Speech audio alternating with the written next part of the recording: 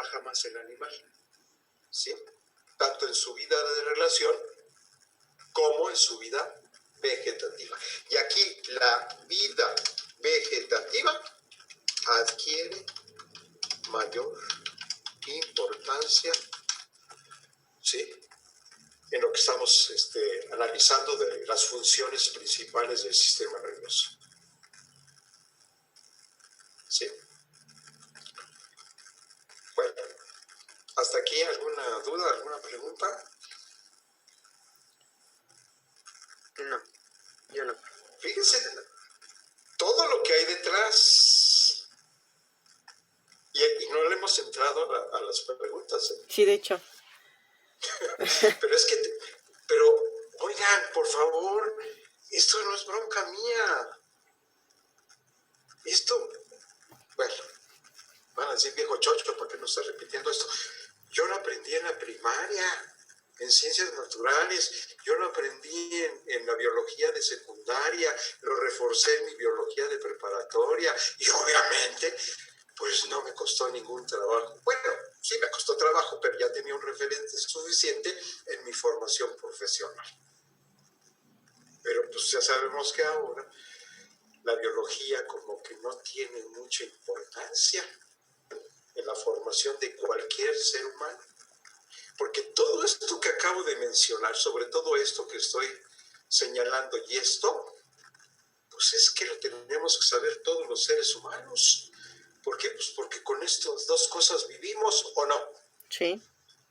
Sentimos, nos relacionamos, comprendemos, interpretamos, argumentamos, explicamos.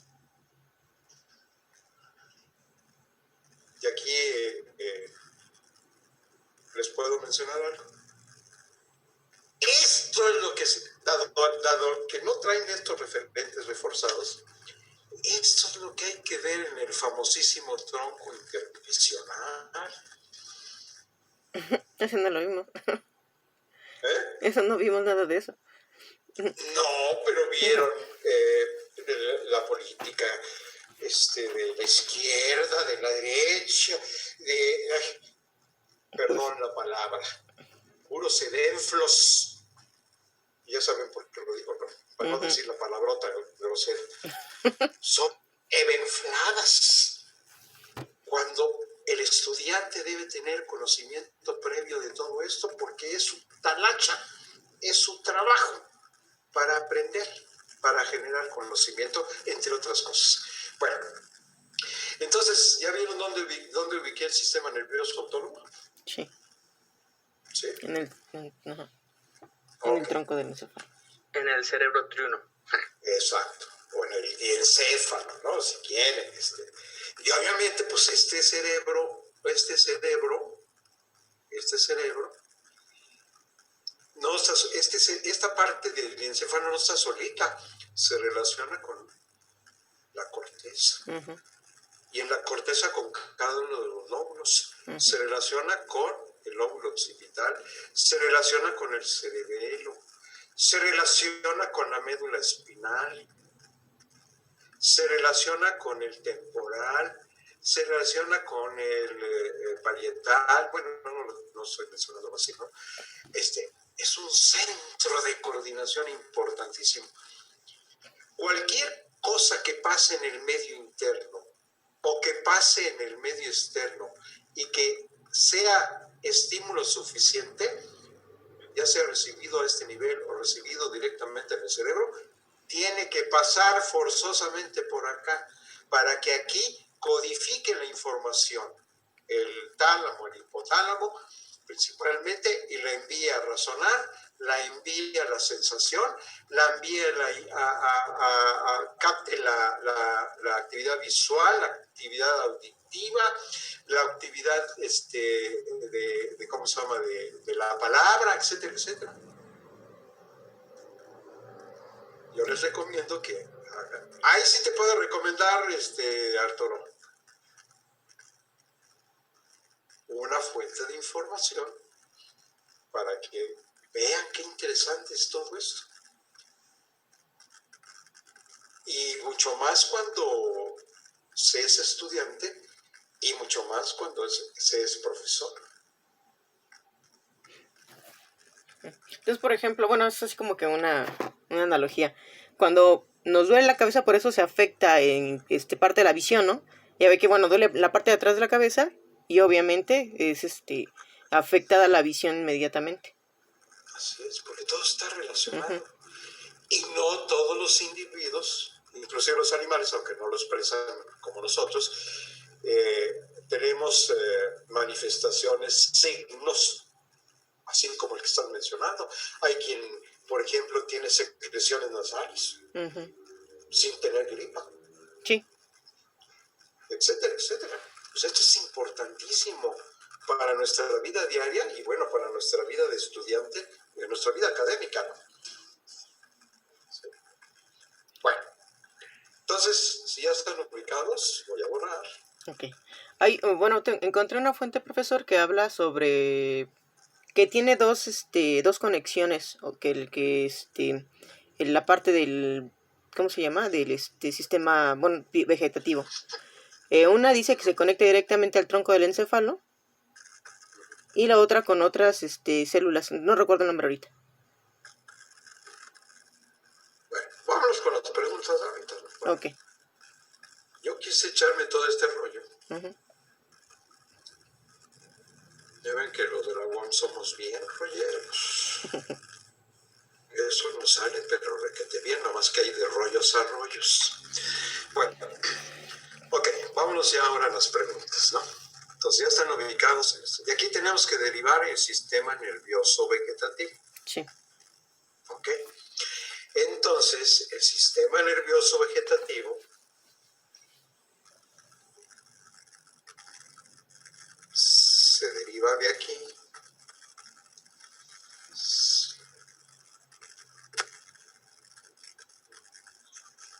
Se deriva de aquí.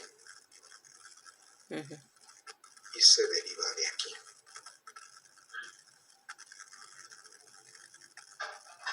Dice la pregunta, ¿en qué parte anatómica del sistema nervioso central, entre paréntesis, eje cerebroespinal, tiene origen el sistema nervioso autónomo vegetativo? Yo encontré que era entre el tronco del encéfalo y la médula espinal. Pero hay que precisar, Uh-huh. porque, a ver, En en el cerebro, ¿dónde? En la médula espinal, ¿dónde? ¿No? Ah, ok. Sí, Uh-huh. sería... ahí, bueno, con respecto a eso, una duda. ¿Los podemos dividir a partir de ahí ya en simpático, parasimpático o los juntamos? No. O sea, hay que separarlos. Ok. O sea, no están aislados, tienen interrelaciones, ¿sí? Pero, por ejemplo, aquí hay una derivación. Uh-huh. Bueno, vamos a poner por aquí más o menos. Entonces, por ejemplo, lo que había mencionado, que bueno, lo ubicó en el diencéfalo. Uh-huh. ¿Esa sería parte de la respuesta? ¿O de la ubicación, No. mejor dicho? No, ¿verdad? No, ahorita no estamos hablando de respuestas, Okay, estamos hablando de dónde se deriva, uh-huh. dónde está localizado el sistema nervioso Sí. autónomo. Tiene 3 localizaciones. Una, En la parte de arriba, por así decirlo, se encontraría en el bulbo raquídeo, ¿no? En los pares craneales. Exacto. Bueno, luego tenemos estos circulitos que estoy poniendo, que estoy generalizando. No es específicamente aquí está, en todo este espacio está una derivación de una parte del sistema nervioso autónomo. Esta no. Y aquí hay otra derivación. ¿Sí? Y a eso se refiere la pregunta. ¿Sí? ¿Por qué serían núcleos o derivaciones centrales del sistema autónomo? De eso una duda. Por ejemplo, encontramos que, por ejemplo, núcleos en la parte del cerebro, por decir, en el bulbo raquídeo, se llaman núcleos pares craneales, los números que conforman, pero tengo duda, por ejemplo, en la médula espinal se encontró como segmentos espinales intermediolaterales. ¿Así está bien o también son núcleos? O sea, ya lo que tú estás mencionando son las exquisiteces de esto, las particularidades de esto. Y aquí surge un problema. O sea, yo ahorita no me estoy metiendo en esas particularidades. No es que no las sepa, pero ¿por qué voy a hablar de esas cosas que son sumamente complejas en este momento cuando no entiendo lo esencial, lo general? ¿Sí, Arturo? Claro, cualquier fuente de información no está en relación a las preguntas. Tiene contenidos para responder las preguntas. Y entonces ahí, ¿qué es importante? La habilidad que tiene el estudiante para poder seleccionar de todo ese conglomerado de contenidos el que corresponda para responder lo que me están preguntando. ¿Sí? Y en el programa, si revisan nuevamente el programa, en una parte del programa, cuando hablamos de las unidades, cuando se mencionan las unidades didácticas y cómo trabajar las unidades didácticas, yo les pongo que lo primero que ustedes tienen que entender, que comprender, que apropiarse es qué me está comunicando la respuesta, digo la pregunta. ¿Qué quiere decir esta pregunta? Yo lo pongo ahí en otras palabras que son, ¿cuáles son las cualidades de la pregunta? Ese es el primer ejercicio mental que tienen que hacer ustedes. Porque si no, por eso se pierden en el mar de información. Y cuando se pierde uno en el mar de información, pues pasan dos cosas. O desaparezco del mapa,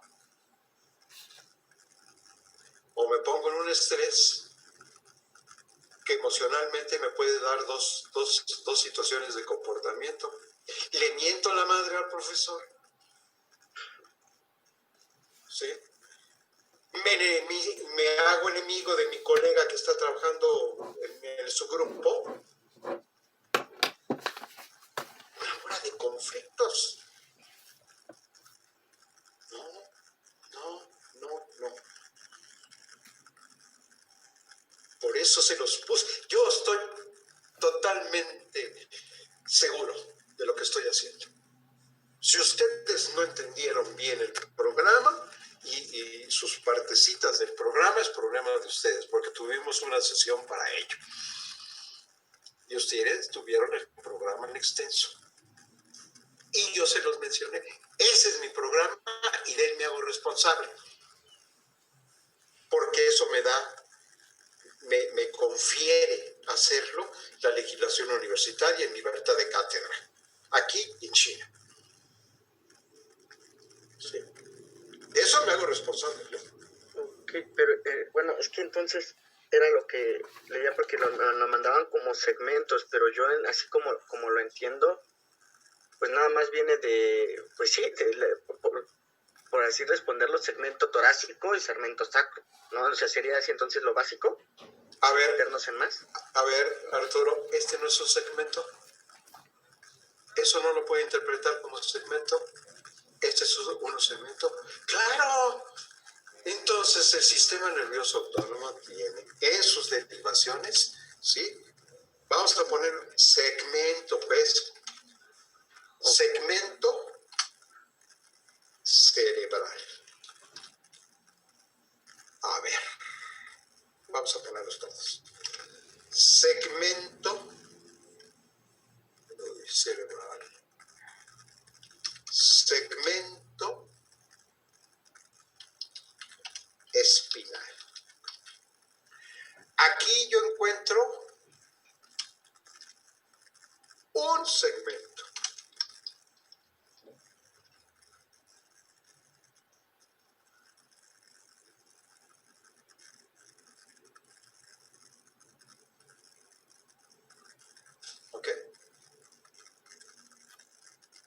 la médula espinal encuentro que la derivación del autónomo está en este segmento y en este segmento. Vean que ahorita no estoy mencionando si es simpático o parasimpático.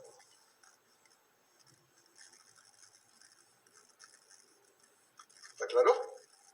Llámenlo segmento, llámanlo núcleo, llaman áreas cerebrales, áreas espinales. Pues equivale a lo mismo que estoy dibujando, ¿no?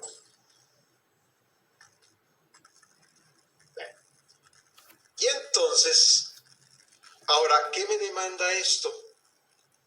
Me demanda, ahora sí,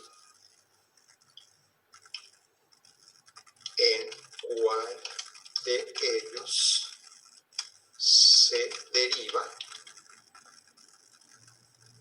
el simpático y el parasimpático. ¿Ok? Y esto sí, todas las fuentes de información lo tienen, ¿eh? Y lo tienen así, con estos términos, sí, segmento, núcleo, origen, central, etcétera, etcétera, ¿no? Y entonces, ahora ya sabemos en cuál. Pues sí, es decir, el sistema nervioso autónomo, no estoy mencionando si es simpático o parasimpático, puede tener su origen aquí, puede tener su origen aquí y puede tener su origen aquí. Es decir, puede tener su origen a nivel del encéfalo y puede tener su origen a nivel de la médula espinal. ¡Ay, gran ciencia! ¿No? Ahora viene, ¿cuál? Este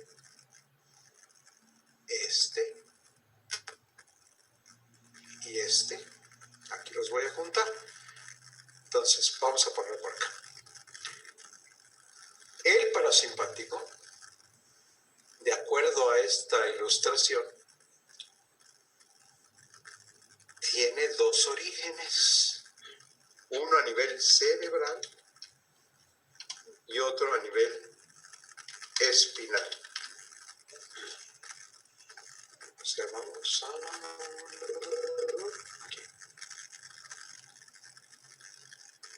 Aquí y acá.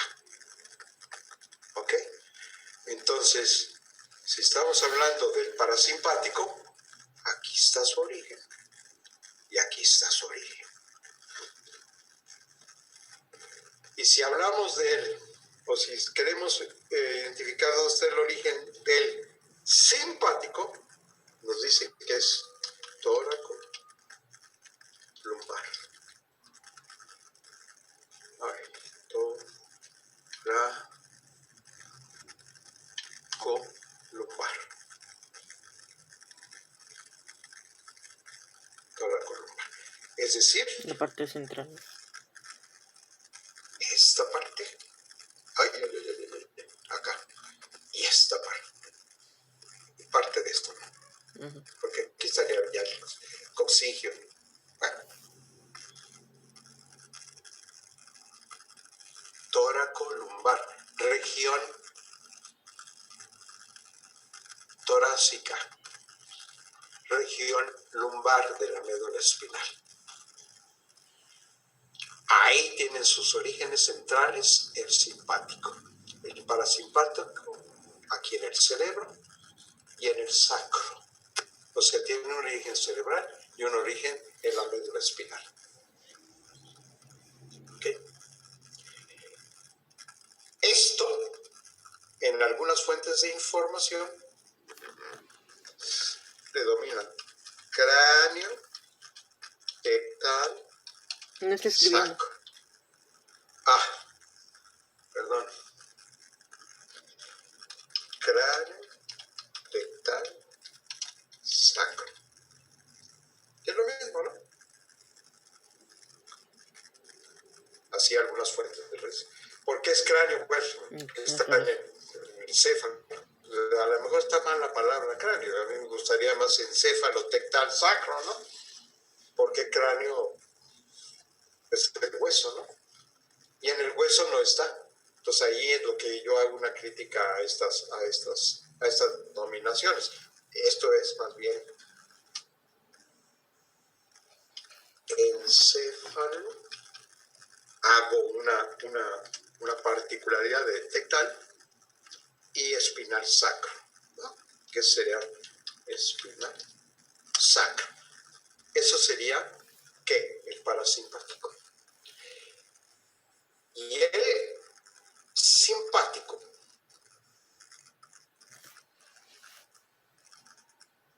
tiene un origen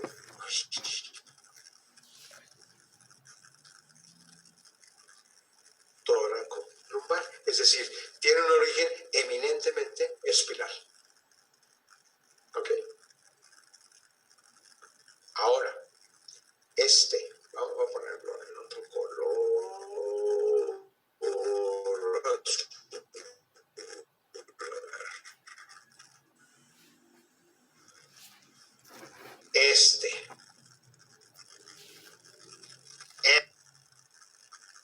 Tienen una relación caudo anterior o posterior anterior. Y entonces tiene otra relación. Ya me salí, pero va por dentro, ¿eh? Aquí. Acá. Entonces, esta se llama vía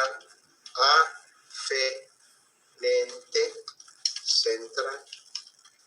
¿Por qué es vía aferente? Porque va de lo inferior a lo superior. Todo lo que es modular, el sistema nervioso, todo lo que es espinal, medular, es antes del cerebro, ¿no? Uh-huh. Por eso es vía aferente central. Y de regreso es eferente. Vía eferente central. Arriba del cerebro. O sea, a la columna. Todo está conectado. Uh-huh. ¿Okay? Esas serían las cualidades esenciales, lo básico de la pregunta, que ya se las respondí, les voy a cobrar. ¿En qué parte anatómica del sistema nervioso central, eje cerebro-espinal, tiene origen el sistema autónomo o vegetativo? Obvio. Una fuente de información. Las fuentes de información traen esto. Y revísenlas. Trae esto. Pues acá está. Punto. Ay, no le voy a pedir al Cunningham que me resuelva las preguntas. No. O a otra fuente de información. Por eso, retomando lo que me pedías, Arturo, pues ahí están las fuentes de información. El problema no es la fuente de información si es buena o mala. Hay unas cochinadas, ¿no? Pero casi todas las fuentes de información del sistema nervioso son buenas, las que están en línea. ¿Sí? El problema es qué hago, qué hace cada uno de ustedes con esas fuentes de información. El error que se ha cometido es que no hay una orientación clara de lo que tienen que buscar. Y perdónenme, pero aquí todas las preguntas, esa es la orientación para que ustedes busquen y contesten. ¿Claro? Porque si yo ya se los he mencionado, ¿saben qué? Vamos a estudiar el simpático, el parasimpático. Váyanse a la biblioteca y tráiganme un resumen de lo que investigaron. Pues entran a la biblioteca y se enfrentan al mar de información sin tener una orientación. ¿Por dónde le entro? ¿Para qué lo quiero?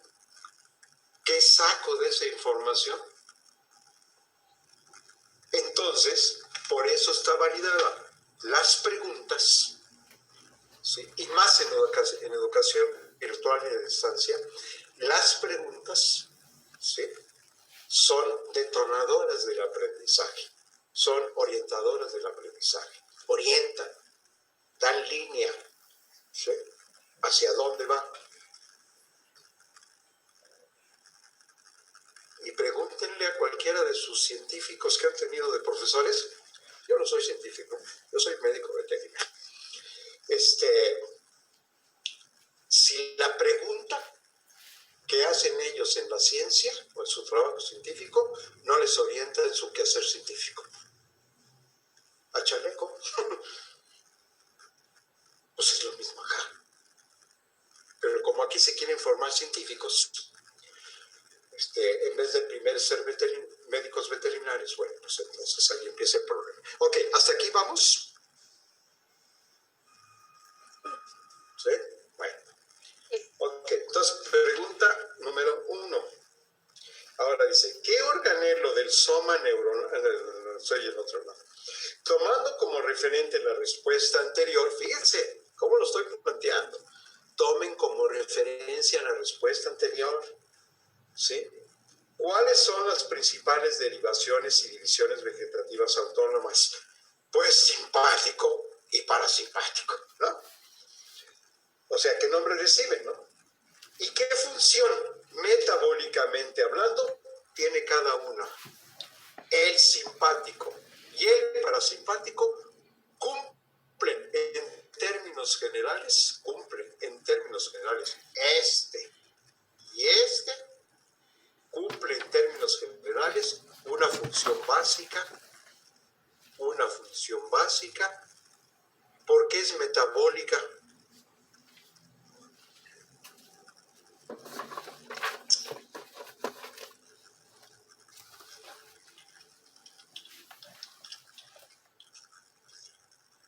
¿Se les ocurre por qué es metabólica? ¿Por qué se considera metabólica?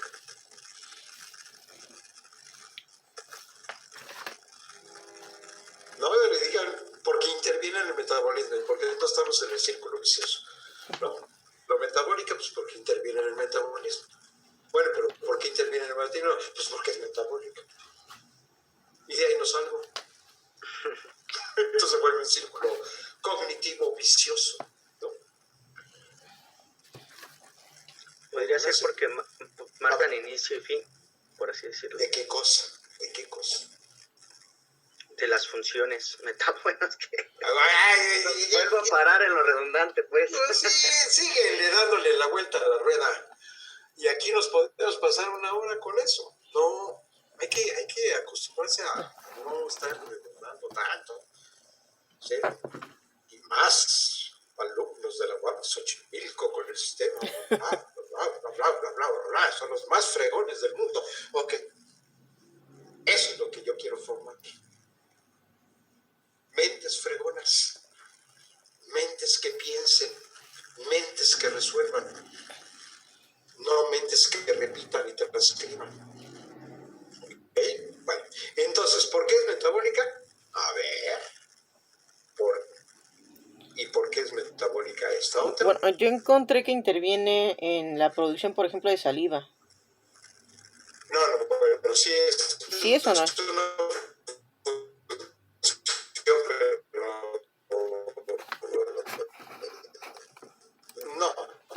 No, es otra cosa. Okay. Obviamente las glándulas salivales tienen una inervación simpática y parasimpática, pero es para secreción de saliva. Okay. ¿Sí? Obviamente me podré decir que la saliva, la secreción de la saliva, de la glándula parótida, por ejemplo, de las glándulas salivales, en el proceso de masticación, está ensalivando el alimento y ahí hay enzimas que empiezan a degradar ciertos componentes de lo que estamos consumiendo o lo que el animal consume.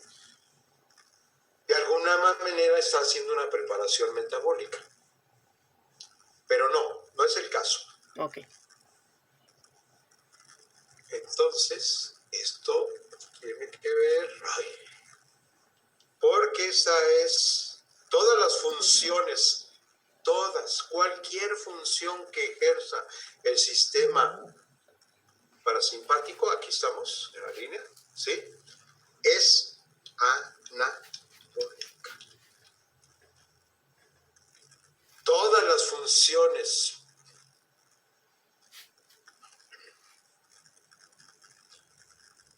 cualquiera de las funciones que tenga, funciones generales, ¿cuál es lo contrario de anabólico? catabólico.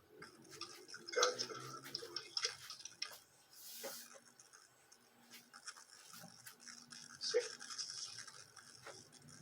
Esto hace todas las funciones simpáticas son catabólicas. Ponen a trabajar al organismo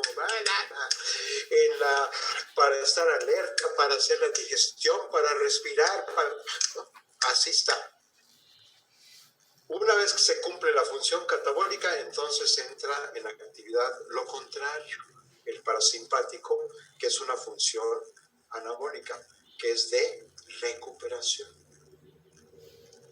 Aquí hay desgaste, ¿no?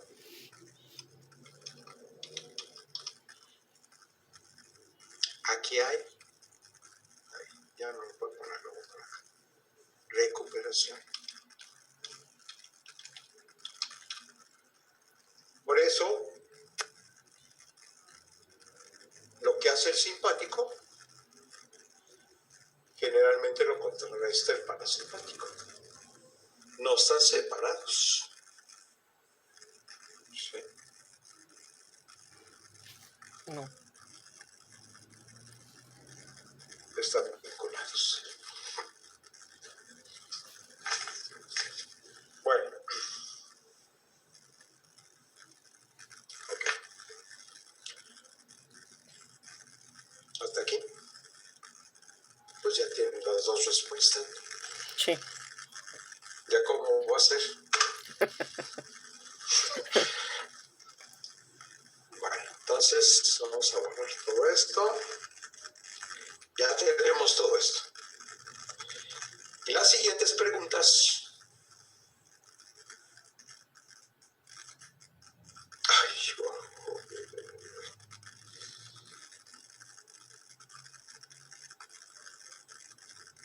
volvemos otra vez al eje cerebro-espinal. Lo que se acaba de mencionar es lo básico del eje cerebro-espinal respecto al sistema nervioso vegetativo autónomo, que es todo lo central, ¿no? Aquí, aquí y acá. ¿Sí? De esta parte, esto es lo central. Ahora, el otro componente del sistema nervioso, no solo del sistema nervioso vegetativo, sino también del sistema nervioso de vida de relación, es que de estas partes salen fibras nerviosas, de esta parte sale una fibra nerviosa, de esta parte, o sea, de cada uno de estos tramos, de estas zonas, y aquí sale una fibra